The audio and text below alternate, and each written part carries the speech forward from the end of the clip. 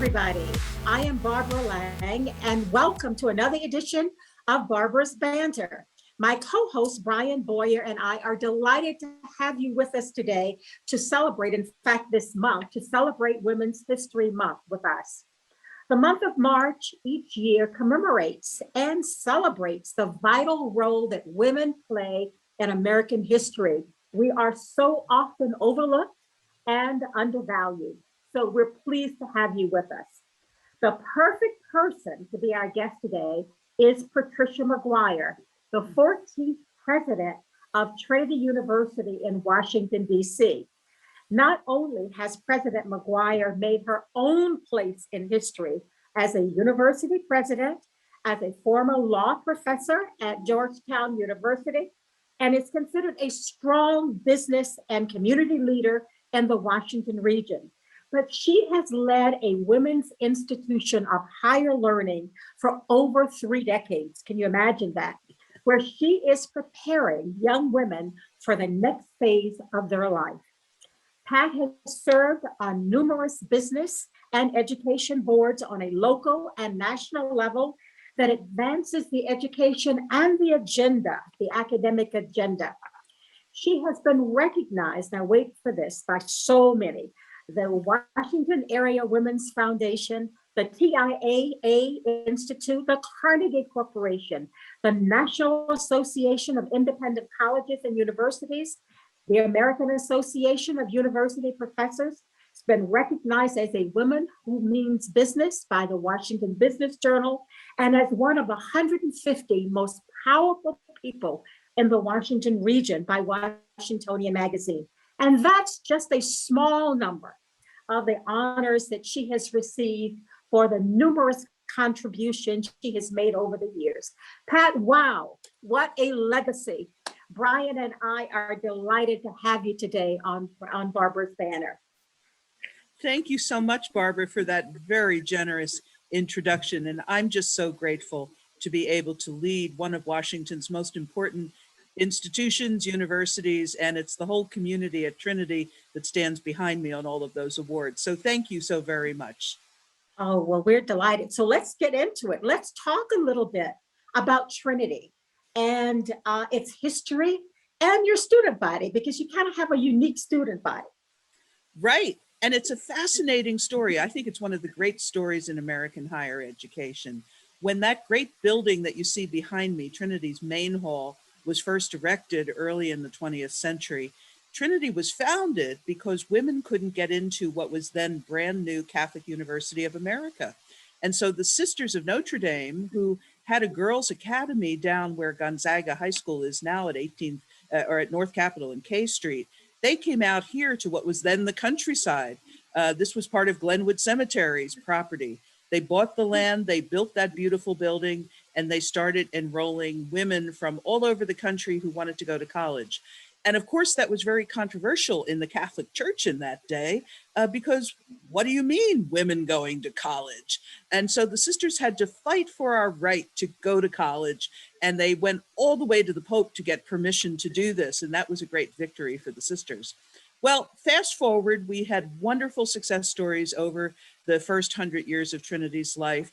And we had famous graduates, women like Nancy Pelosi, Speaker of the House, is a Trinity alum, women like Kathleen Sebelius, who was both the governor of Kansas and then the Secretary of Health and Human Services. Maggie Williams was the highest ranking African-American in the Clinton White House as Hillary Clinton's chief of staff when she was first lady. So we have these wonderful women of power. But then in the late 70s, 1980s, when all the men's colleges went co-ed and Georgetown went co-ed and Catholic University finally accepted women, women's colleges like Trinity began to lose enrollment. And Trinity had to answer the question, is there a future for an institution that has a mission commitment to serving women who might not have access to higher education? That's why we were founded. We didn't have access. And it was the nuns once more, it was the sisters who stood up and said, why are you so obsessed about the past when there are literally hundreds of thousands of women at our doorstep who still do not have access? They are different from the women who came before, but this is why we founded this institution. Turn your attention to the women of Washington. And we did. And those women are predominantly African American, Latina. They are predominantly lower income women who want to get a leg up. They're first generation in college, and they have the same high ambitions as all of those famous women who came to Trinity before, but they need additional help to get into and through college, especially financial help. We figured out how to do that. We reinvented Trinity. Trinity today is, according to the US Department of Ed, a predominantly Black institution and also a Hispanic serving institution. And those two classifications mean we get a little bit of extra support, and we are able to make it possible for our students, almost 2,000 students, to enroll at Trinity and to become the great success stories like the other alums who came before them. So it's a great story and we love it. It is a terrific story. Thank you for sharing that with us. I know that you were distance learning. Are you all still doing that? Or are you having in-person classes now? What's the story? Well, no, we're still, so when the pandemic hit just about 1 year ago today, in fact, it was just about now that we had to make the switch. Trinity was not known for doing online learning. We're very much a bricks and mortar, on the ground, teacher in the classroom kind of a place. And I never thought we could do online learning. I was terrified when I realized that we had to make this transition. Well, guess what? In the space of 5 days, we pivoted to online learning and we never looked back. And we put the faculty through training, some of the federal money that came out to help colleges and universities, we put that into faculty education. And now my biggest question is, can we get everybody back on campus? Because they love online teaching, but we miss our students. The faculty miss our students. I miss our students, and the students miss being here. So just last week, I announced that we would resume an in-person fall for many of our classes, not our graduate schools. Our graduate classes will still be online, but our full-time traditional classes will be. Hold on just a moment. I think my Comcast stopped recording. You go let your Comcast folks in. Hello. Thank you. That's my doorman telling me that they're on their way up. Hold on a minute. Let me do what you have to do. Yeah.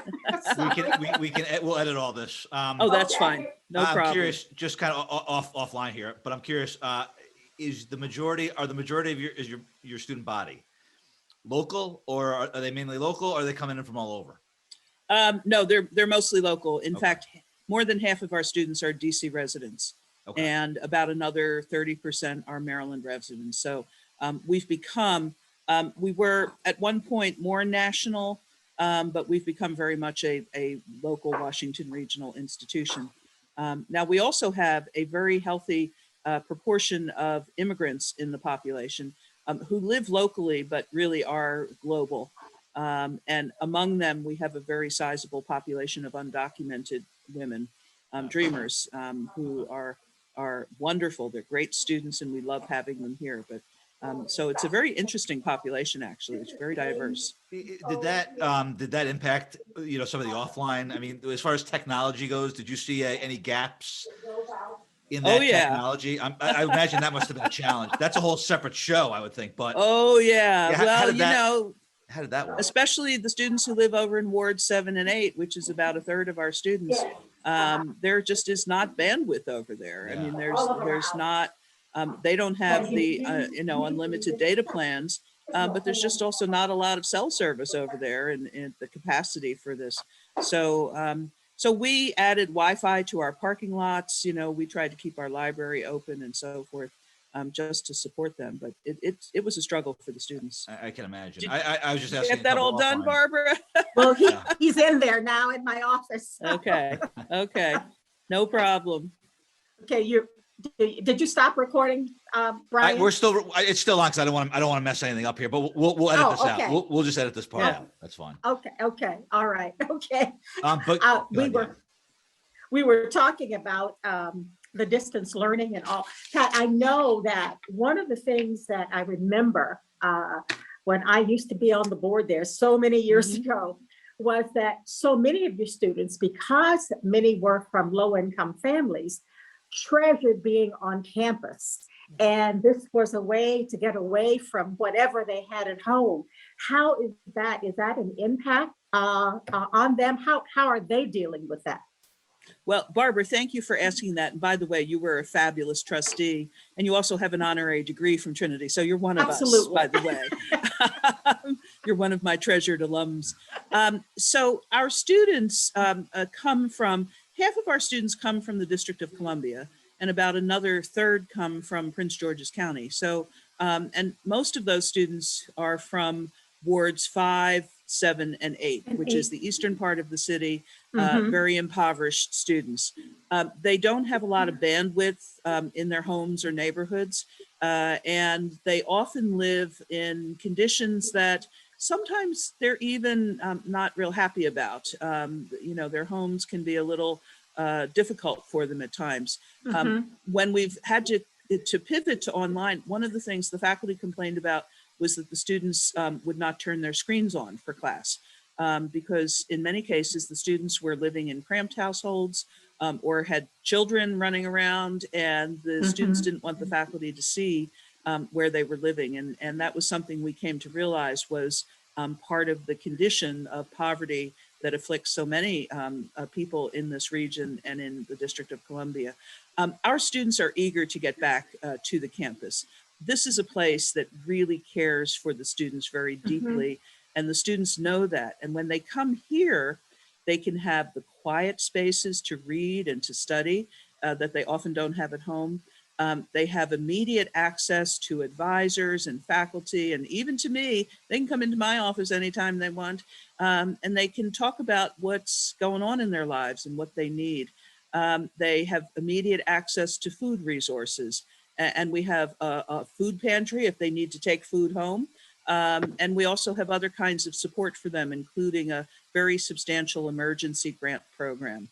So Trinity is a full service institution. We also have health services. And for so many of our students, Trinity is the first place where they've really had consistent primary care. So we're not just an institution with big buildings and classrooms. We're an institution that provides wraparound services for the whole set of needs a young woman has in her life. And that's different from so many of our colleges. So I thank you for all that that Trinity does, particularly for our DC residents, because as you know, I'm partial to the District of Columbia, but just because I've been here so long and headed the Chamber of Commerce for so long. So I love that that you're here and providing all of these services to our residents. Brian, did you want to pick up? Yeah, no, absolutely. And you know, a lot of fascinating things that you're talking about, including the makeup and the diversity of the student body. And you know, I've been in marketing and business for 25 years now, and I've been very fortunate to have worked with some incredible female leaders. And I'll be honest with you, it all starts with Barbara. Barbara to me was a partner, has been a partner and a friend, but was also a mentor to me. We go back 20 years now, just about. And so I've had that honor. No one's come quite to Barbara's level, but I've had others with whom I've worked.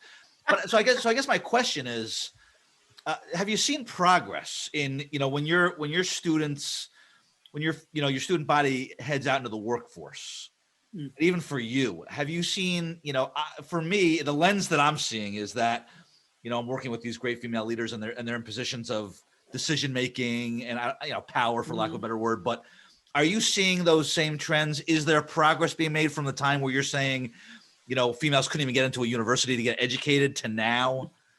And also in addition to that, what gaps are you seeing that still need to kind of be filled? Well, this is my great passion in life right now, helping our students be able to get seats at every table in town and to get taken seriously in all the career pathways where they have a right to be. No, progress is not coming fast enough. Progress needs to be a lot faster. And even some of our success stories, young women who have made it and get into prima positions, and we have many who do, often report back that they weren't really prepared for the amount of racism and sexism they encounter on the jobs. It's still out there in many, many ways. And because they've been at a great school like Trinity, they feel strong enough to counter it, but because they've been at Trinity, which takes good care of them, they're a little shocked. So And Trinity is like a safe place for them. exactly. And we don't want to be a haven. We need to prepare them for that world, but it's difficult. So this year, we started a program that we call Trinity Dare, and it's driving actions for racial equity. And we started that last summer after the George Floyd incident and all the protests. And we were thinking about, well, we do a lot of racial and gender equity work, but how do we do it in a way that's structured to speak to the business community? And one of my inspirations for that was when Amazon came to DC or Northern Virginia, actually, but to the region. They called a meeting of universities to talk about partnering with universities, but Trinity was not invited. And you know me, Barbara, I got mad. You could see flames shooting out of my head. Oh, I bet. And so I started pounding the table and mounting my horse and riding around town saying, our students need to be in that pipeline. We need to be at the table of the burgeoning tech industry in this region. Mm-hmm. And that was part of the inspiration for starting Trinity Dare, that how do we go to industries that have been traditionally closed to women of color? I mean, the tech industry, 5% or fewer of tech industry executives are women of color. It's terrible. Whether Black women or Hispanic women, there's very few in positions of leadership. As we look around at all of the other industries we serve, I was shocked to learn that nursing, which is a major that we've had now for 10 years, we started with 0 and we're now up to hundreds of our nursing grads are out in the hospitals, but nursing is a predominantly white profession. Only 10% of nurses are actually African-American. I had no idea that the profession was so closed. And we look around at other professions. So through Trinity Dare, I have been speaking directly to business leaders about the need to do several things. First of all, not to exclude special mission institutions like the minority serving institutions that Trinity is, or the HBCUs, or the women's colleges, that we have to be at those tables. And two, you know, one of the things they said to us when I started rattling cages was, well, you don't have a computer science major. Well, that is such narrow thinking, because we do all of the same kinds of basic education that everybody does. We call it math. And if a school doesn't have something that you want to see, tell us that and we'll add that to the curriculum. But don't miss out on the fact that you need workers who can think, who can write, who can read proficiently, who are numerate, and who know how to be ethical in the workplace. You can teach those technical skills all the time, but you also have to have the whole person who is well-formed to be not just a cog in the wheel. We're not talking about people working in the Amazon warehouse. We're talking about decision makers and creators and marketeers and so forth. So as a result of all of that, we also now are in the process of creating curricular threads in data analytics and bioinformatics and all of that. So we're adding technology to our curriculum so that when the business community looks at our website, they don't say, well, you don't have technology. But we have graduates who would do very well. We have a young graduate who is now leading the what's called We the Culture initiative at Facebook. She started out as a lawyer at Facebook, Michelle Mitchell, and now she's leading this huge initiative at Facebook to pipeline Black talent into Facebook's creative side. And she's doing wonderful work, Michelle Mitchell. Well, there's a good example of a smart Trinity woman working with a huge tech company, and she left here with a political science degree. And look at her now. Right. So in liberal arts, we believe that it's about really cultivating the brains and the interpersonal power of people, and the technical skills can come along with that. So that's a piece of how we're doing it. The other thing I'll just mention is we have a very large population of undocumented women, dreamers, DACA students, who are some of the best students we have ever had. They are bright, they are smart. So I do a lot of work on immigration reform also, because everyone should want to hire these bright young women. And this whole silliness of our government in playing around with the lives of immigrants is just so not healthy. for our country, for our communities. Everybody needs to be part of the growing economy. When we come out of this pandemic, there needs to be a seat for everyone. The needs are enormous, and we shouldn't be leaving anybody behind. So that's kind of my stump speech about all of this. That's great. And I want to kind of build on that question. And I actually want to turn this to both Pat, you, and to Barbara as well, because I think you both would provide amazing answers to this. As far as, you're both in roles and positions, right, of, decision making, a high visibility. There are other women obviously out there who are also in those positions as well.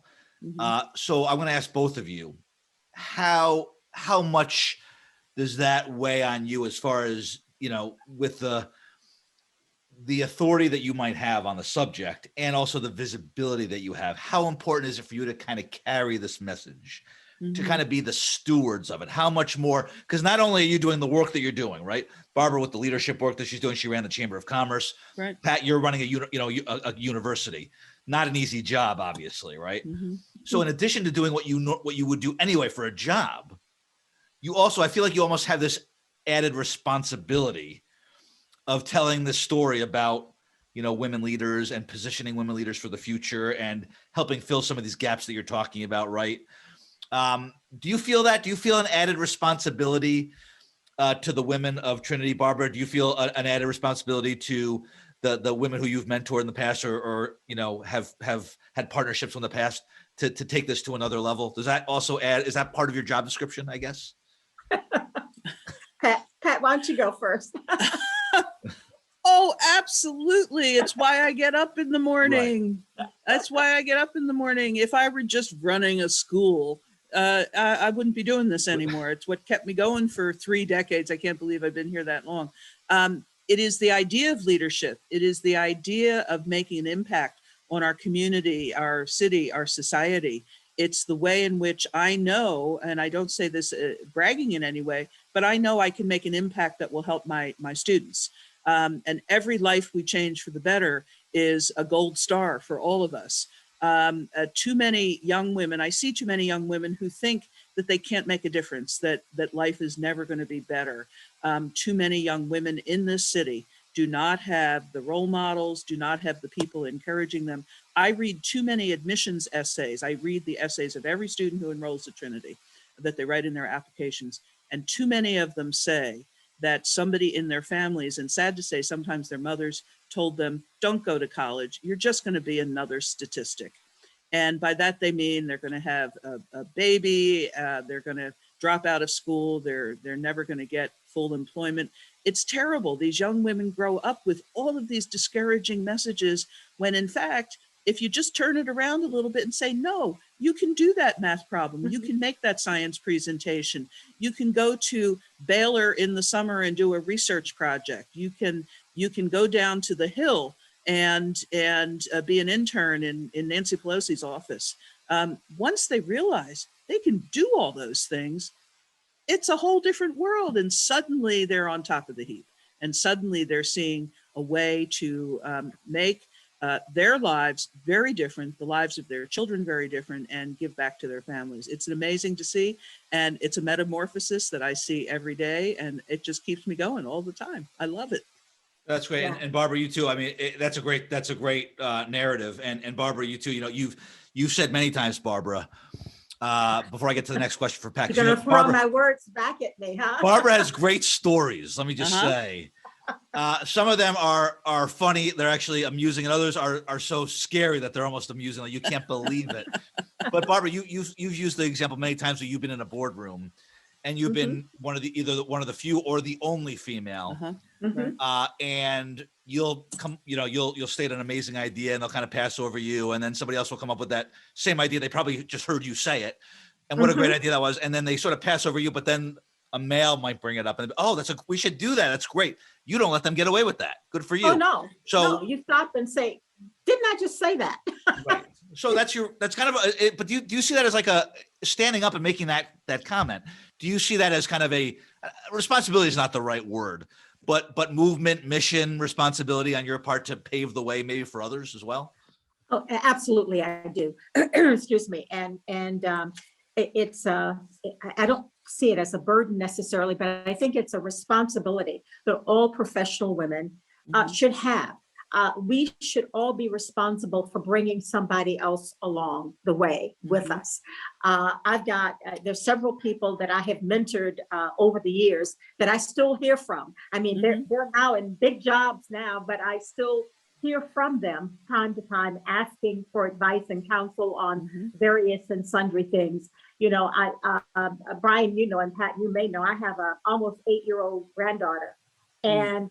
and so I tried to show her when Kamala Harris was running Mm. for the vice president, because I wanted Olivia to see that you too can get there one day. And so well, it really wasn't election night because it was several days before the election was called, but the night that it was called and they celebrated, my granddaughter had a Biden-Harris party Oh. for all of us at her house. And so I went out there and spent the night that evening, and she had Biden-Harris signs all over because I wanted her to see that this is something that she can get to as well. Right. So I think we all have that responsibility to do that. Absolutely. It's interesting that you're saying that too, Barb, because, you know, I used the word mentor before to describe you, right? And as far as my career and my life, I wonder, you know, I don't know, there's statistics out there, but I wonder how many men actually would either where it's actually happened, or they would even state it. I'm a male, and this Mhm. female was a mentor to me. I'd be Right. curious to know how many men would actually stand up and they know you, Whether they would Barbara. admit it, Yeah. whether they would admit it or not. Well, exactly. And I'm sure, Pat, I'm sure you're in the same situation where you've mentored, you know, men and women. But I want to ask you this question, Pat, before we are starting to wrap up a little bit here. Uh-huh. You know, I mentioned the fact that Barbara has some amazing stories. I've known her for a Yeah. long time. They're great examples of a lot of the work that we do, but they're also good personal and societal examples as Mhm. well. Mhm. Have you faced any? Well, let me change the question. I'm sure you have. What personal obstacles have you maybe faced? You know, you're the president of a university, which is really one of the pinnacles, I think, of education. I think that's a huge role for anyone, Mhm. right? Male, Mhm. female, whatever. And so you're the head of Trinity, you know, Trinity in DC. And I know there are not a ton of female presidents. There are more. In fact, I think for a while you were the only one in DC. Yeah. I think American has one female Right. leader now as Sylvia. well. But Yeah. across the higher educational landscape, I think, and again, I don't have any statistics on right now, but I think that there are still more men probably in those Mhm. roles. But what kind of obstacles did you kind of face to get to where you are now? I know that's probably a full show, but if you give like one example of maybe something that almost it Right. might have been an obstacle, but it ultimately did help you get to where you are. Right. Well, you know, we all face obstacles, and I'll give two different examples. One is when I was younger in this role, and all the presidents in Washington meet a couple times a year. We have something called the Consortium of Universities, Mhm. and it's a great group. And most of the presidents were very nice to me.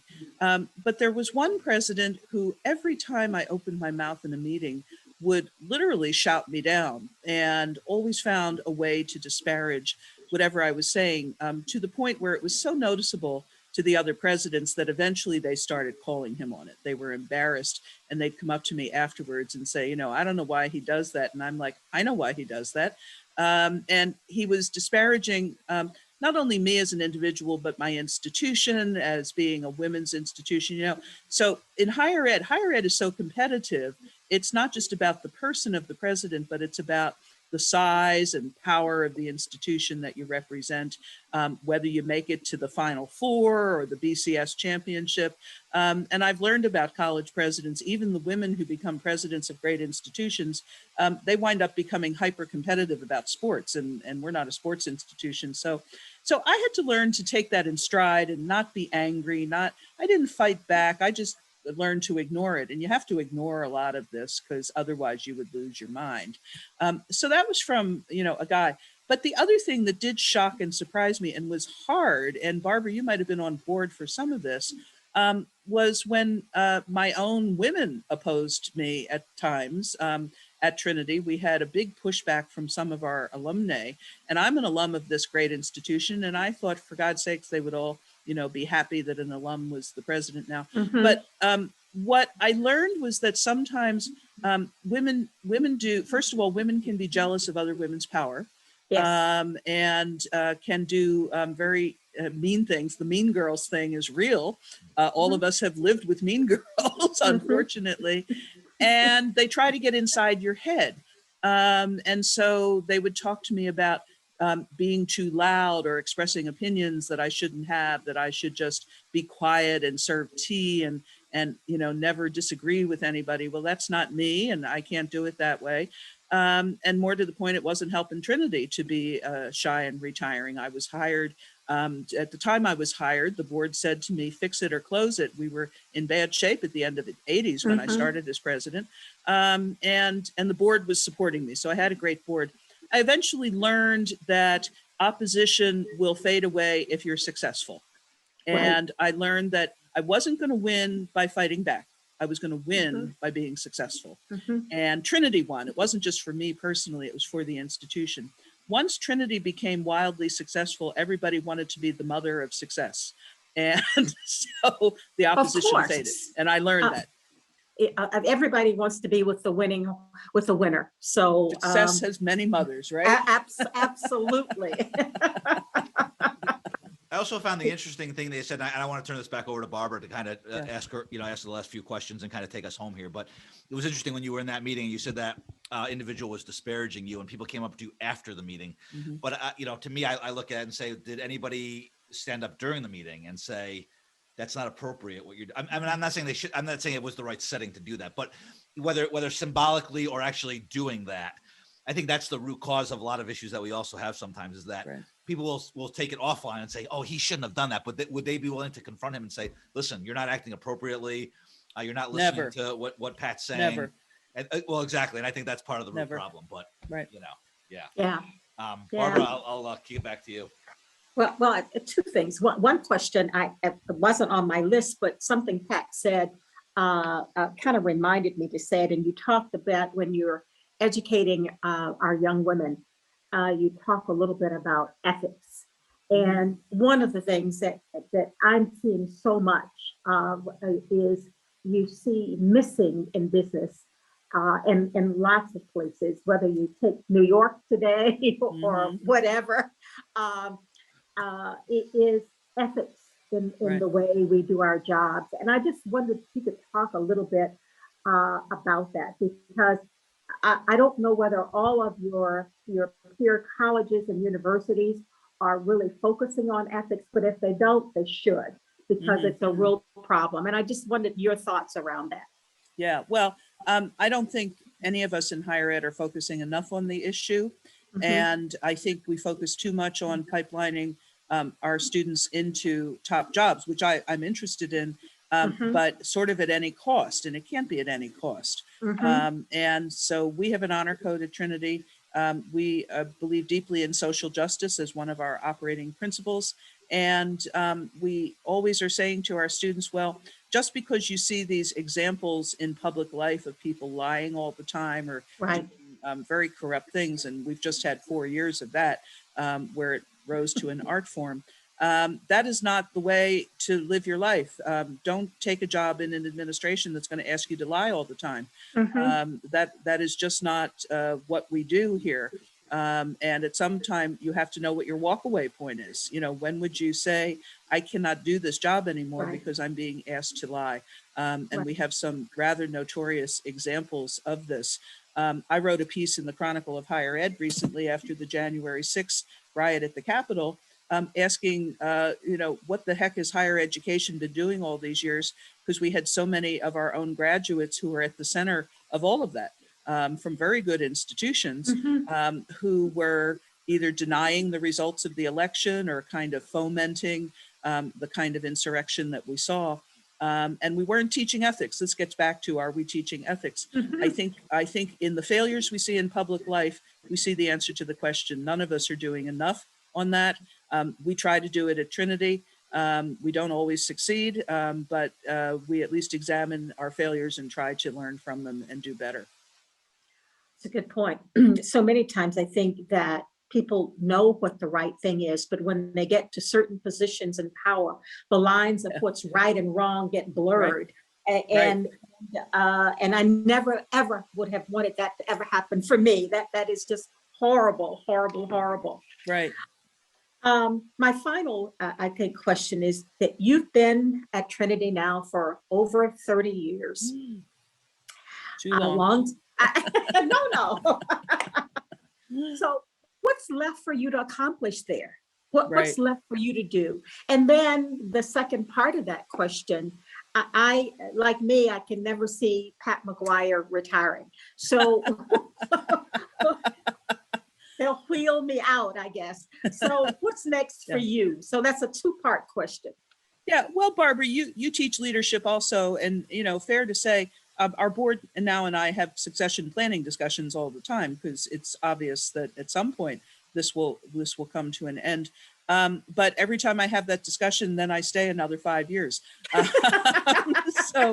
And I'm blessed with all of these very old buildings. You see our old building main hall behind us, and there's plenty more of that on this campus.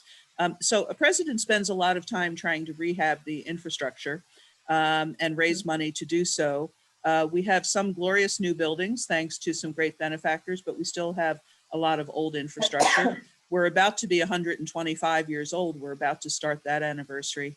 And that will be 2022 through 2025. And that's probably the best trajectory for me at this point, to do one more campaign, rehabilitate another one of our older buildings. And then by then I'll be of an age that should be thinking about retirement. But I probably won't, just because, I might do something else. I'm single, I'm in reasonably good health. And, why just sit around doing nothing when you can be doing something for other people? And you'd be bored to death. I would be bored. Yes. I might spend a couple of days in the woods taking pictures. I do wildlife photography as a little hobby, but that's after 3 days I'm done. I've seen enough birds. So I like to write. One of these days, I hope that I will have more long span time to be able to write something longer than 1,000-word essay. Right now, I mostly have enough time to do short essays, but mostly whatever I do, I want to do something that will give me the satisfaction of knowing I was able to help somebody else a little bit in their lives. And to me, that's the most rewarding kind of work. And it's why I do what I do. So I love it. I love everything. I've never had the same day twice. So although I've been around a long time, it's still endlessly fascinating to me. Well, and that's probably a good place for us to end. This has been great. It's probably all the time we have to, and we could talk a lot more, right, Brian? I think there are 5 or 6 shows that we've. I know. And you think I've got stories. She's got a lot of stories. I sure do. I do. Oh, gee. Well, Pat, thank you so much for joining us today. And thank you for this just enlightening conversation and telling us all the good things that are going on at Trinity University. It's been fascinating. I haven't been over on the campus for a few years. So when things get back to normal, I'll have to come back for a little visit. Thank you so much, Barbara. I will welcome you with open arms. I'd like to show you our new science building, our nursing labs and classroom building. The picture behind me is our front lawn. We're planning to have a car parade for commencement so that everybody can get a bit of commencement with getting their diplomas and do it safely. But then I'm really looking forward to the day when we can all just come back to the front lawn and have a picnic. So I'll invite you for that. I would love to come. I would love to come. Great. And for our viewers, please look at our Lang Leader Class offerings on langstrategies.com website for more information on our leadership series. Additionally, I have a new book out, Madam President, Leadership Lessons from the Top of the Ladder, and it can be found on Amazon. And Pat, your copy will be on the way in a couple of weeks. Oh, great. Thank you. I can't wait to read it. Thank you, Barbara. What a nice gift. Thank you so much. Thank you. Well, that's it for today. Thank you all so much for joining us. See you next month for another edition of Barbara's Banter. Goodbye, everybody.